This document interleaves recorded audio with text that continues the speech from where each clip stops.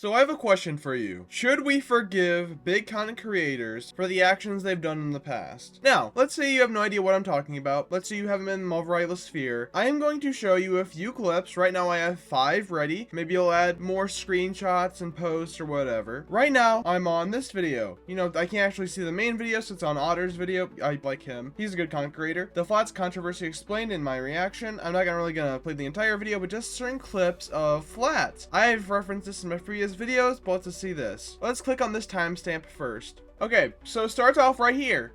Teammate number 9, banning Ultron Storm. Do not care if you play it. And someone on their team wanted to play Ultron. You not? He asked pretty nicely, can you not ban his character? And then Flats and SK banned his character. We must all band together and ban whatever other thing that's on the table so this guy can't get his salty, try to ban our teammate's character because he's upset he can't play Ultron.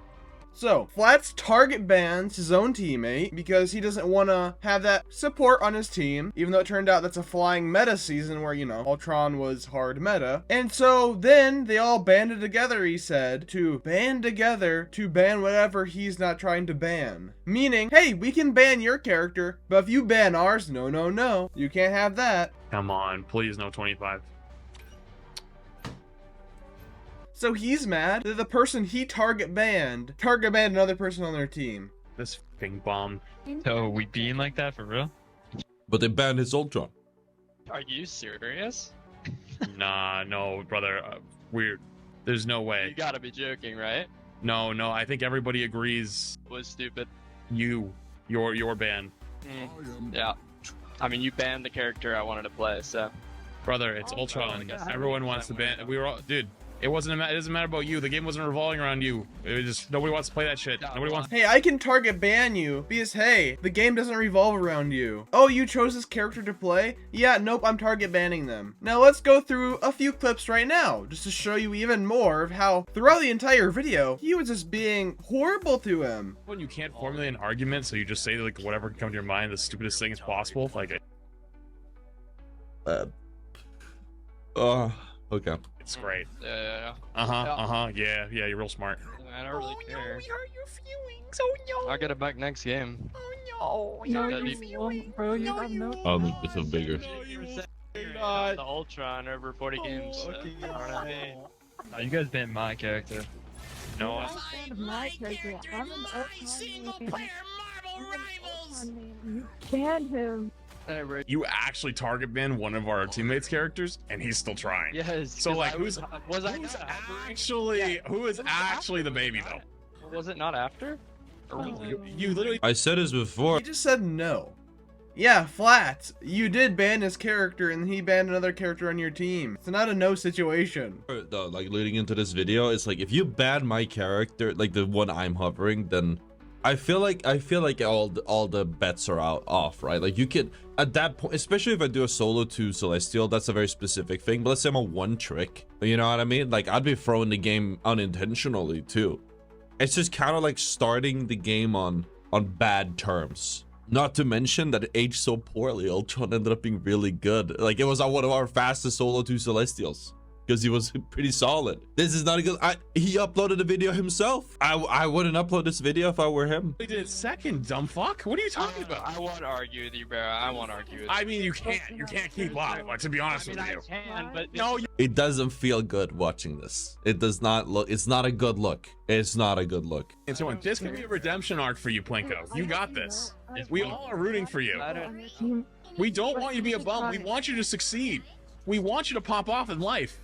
Let's copy. It doesn't. I don't feel like they do. It's a hard watch. It's a hard watch. So as you can see, I showed just a few samples of what he did in this video. Attacking his teammate throughout the entire thing. If you want to watch it, go watch it. The Flats Controversy Explained in My Reaction by Otter2. That channel. Because this encapsulates the toxic side of Flats. Attacking a person the entire match with his friend SK. Target banning their own teammate, then making fun of, during the entirety of the match, the person they target banned. When the person doesn't want to argue, because hey, they actually want to play the goddamn game, Flat says, oh, you can't even keep up. Oh, you don't even have the energy to argue. You can't even formulate proper arguments. Then puts on a baby voice for several minutes, mind you. You can watch it yourself. himself making fun of the guy. And throughout the second half of the whole video, constantly poking at him to get a reaction. I showed a little clip there of Otter explaining something, but I'll explain it more. On Flats' main channel, that video got uploaded. The editor took it down from how controversial it was. Flats brought it back up, and then maybe the editor or Flats later on took it down again. Okay, let's go to another example though, right here, where all the first support strikes started. This is why I hate support players, guys. I hate support players because they are literally allergic to good takes. They're just morons. They're idiots, and I hate them. I hate them. They never have any good takes. It's exactly what ruined Overwatch. Why is Overwatch? Because it's just dominated by supports. It's because Blizzard caved in and listened to fucking Redditors. The entire game boils down to who has the better support play. If your backline is stupid, you lose. Now, just a little clarification here. I know he said in the past that, hey, he was heated at that moment. Maybe he didn't mean everything he said. He still did the support stream. Mind you, 60 hours of streaming support to get to Celestial 3S support to have a point. To try to put down support players. Sure, he may say he doesn't mean everything and that you see it in this clip. He doesn't mean everything. But guess what? His actions say widely different things. He has doubled down more than anything. Next clip. I want him to play strategist for a week straight and see how far he gets. All right, I'll do it. I'll do it, but I can't do it now. So when he is challenged by Boger, and yes, Boger's gonna be included in them too. Boger's a giant enabler of toxicity. Now, Boger gave Necros the idea. People say, oh no, support players, those are the ones who challenged Necros to play to Celestial. They never said he would get there. Guess what? Here's Boger giving Necros the idea. Yeah, that never happened. Great narrative you guys spun there for a little bit though. Boger gave him the idea. Necros said he won't do it now, and he waited until after the supports got a buff, and the supports points per win, per loss points were actually around the same levels as DPS, because as the devs said in previous patch notes, supports and tanks were receiving less points per win than DPS players because the calculations were off, and that tanks and support players were losing more because again, the calculations were off. So Necros waited for support to be easier and stronger to actually play support, and not in the time supports were actually striking in. Now here's another Boger clip reacting to this clip right here. Why I hate support players, guys. They're just morons. They're Real. idiots, and I want you to really focus on the support gameplay in the background. And he has the nerve to sit there and talk shit about support players. I challenge. He's standing still on cart. He doesn't push up. He doesn't position. He's standing on top of cart AFK. Okay, I'm gonna be completely brutally honest with you. I don't think it's hard getting Celestial playing only strategy. Okay, you can see in that clip as well. When he reacted to this clip right here of Necros saying supports have no good ticks, are pretty much brain dead overall, Boger said true, true. Then he watches the support gameplay where if you notice right here, it's hard to see because it's a YouTube short. Right here in the third bar, it's the Asgard map, the convoy map. They stopped them less than probably a fourth way through, and they're pushing right now. Guess what? Let's just go back maybe this much. Look, they did support all over here. He is the only one on point if you can make that out right there, that little dot. Loki's the only one on cart. 5 seconds pass. Look, now there's 3. But what if they weren't there? What if this Loki wasn't on cart here and he went up with his team? Why would he? He's safe right here, healing his team throughout the entire thing. But no, Boger has to downplay everything he sees of support players. Because why wouldn't he? He has to agree with his friend. He has to enable toxicity. What about right here again? Necros causes support strike? Question mark, question mark. From Boger. Down here, support players are on strike again. Dot, dot, dot. With that face. Boger made another video, I think several hours long, I may be wrong about that though, about UMM during the day, the next day, after he was in Necros' stream. I should know. I was in Necros' stream during him playing support. He was complaining about UMM, Necros was, so much so because he was stuck in Grandmaster for 12 hours straight. And he was complaining about UMM pushing him down because he keeps playing. Then the very next day, Boger made made a video about EOMM, and that became a giant trend in Marvel Rivals. That, oh, you're losing matches because of EOMM. That's the reason, guys, you're losing. No, it's not in the game. Yes, there's some other calculations they use for matchmaking, but it's not that. This is a common narrative, again, which is false, which he spun. Over right here, this video right here. I just cannot believe how far it just spiraled out of control. Yeah, the whole TikTok shit, man, blew way out of proportion.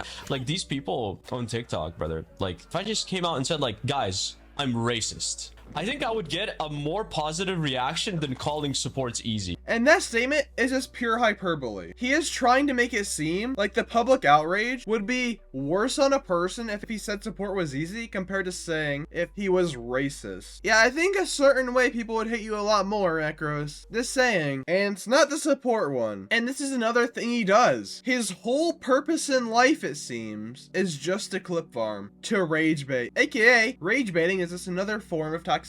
And his friends and everyone around him don't go against him at all. If they do, it's a slap on the wrist and say, okay, we're still friends. Nothing bad will happen. Don't worry. Nothing at all. I got your back. Don't worry. I'll enable everything you say. I'll make sure to give you the idea that sparked the entire controversy again. I'll make sure to react to the clip, agreeing with everything you did. I'll make sure to make videos about you, you know, defending you at all costs because, you know, you can't disagree with friends at all. If your whole personality is, I hate this role is brain dead, I'm gonna clip farm, I'm gonna rage bait, you should do better things with your life. This mindset of these big content creators, Flats, Necros, Boger, whoever it is, there's been several small content creators out there which have just been extremely toxic, have spun narratives, has spun controversies, have spun just pretty much an avalanche of toxicity in this game. In my opinion, the game itself right now is way better than it ever was before. The community, though, is horrible, way worse than it ever was before. That is just a fact. If you take today's players and put them in Season 0, it would be horrible to play. But if you put the Season 0 players in mindsets from that time to now in Season 7, it's a whole different story. And you'll never hear the end of it from these guys right here. They will still spin more controversies. Necros has been in 2 more after the support strike drama. One where he joked about using AI to take off Lady Loki's cape. That spun a whole controversy on Twitter and on YouTube. And then guess what? His apology, at least the first one, was to make a rage bait edit, meaning he used the same editing style, or at least his editor did, which that's a whole different problem on his own, not addressing it himself, just saying, hey, I'm gonna record this right now. Hey, editor, go edit this for me, and I won't do anything in between. So he gave a rage bait edit talking about the situation, calling everyone who disagreed with him chronically online and brainless. In a rage bait edit, very similar to this one right here. Remember, he called anyone in the drama, which everyone was against him, mindless and chronically online. And when that didn't work, when people were still mad at him, guess what he did? He actually made an apology. Guess what he did a few months later? Actually, maybe it wasn't even a few months later. He then went into another controversy with another support player. Because why wouldn't he? He is only as relevant right now because of his dramas. He keeps getting into more, keeps us doing rage bait content, click farmy content, rage baity content, because that's all he is. That's his identity. He said in a clip that he only plays the game because he gets paid to do it. And there are multiple clips of it, of him saying he only plays the game because he gets paid to do it. And he wonders why he's no longer able to play the seasons early with the big content creators in the events. Yeah, I wonder why, Necros, if you have stated publicly multiple times, hey devs, I don't like your game. It sucks. It's horrible. Please pay me. Are you kidding me? If I was paid by the game, if I was sponsored by the game to play it early to get early access, to play in big collabs, pretty much growing my channel by playing with these big creators. Even more so if my friends were there as well, playing a game mode, playing on a map playing characters that nobody else in the entire world gets to do all in one, streaming it. If I got that opportunity, I would not go after the game as much as he does. Sure, I may have my critiques every once in a while like I do now, but I would still be heavily thankful for that. I'll end the video by saying this, and I'll ask this question again. Should big content creators be forgiven for the toxicity they have induced in the community time and time and time and time again? Whether they add to it directly or just heavily help cater to, that they help grow. Should we forgive them or no? Because in my opinion, we shouldn't. We should hold them accountable to every word they say, because their words are more powerful and more loud than any of our voices are combined. Their reach is way more than mine, than yours, than your friends, than anybody you know. So why should they be given a free pass simply because they play the game and are good at it? They have never been held accountable. The worst that's happened is that they get some backlash, then it disappears like nothing ever happened. And if you guys enjoy this video, like, comment, subscribe, and I'll see you guys in the next YouTube video. See ya.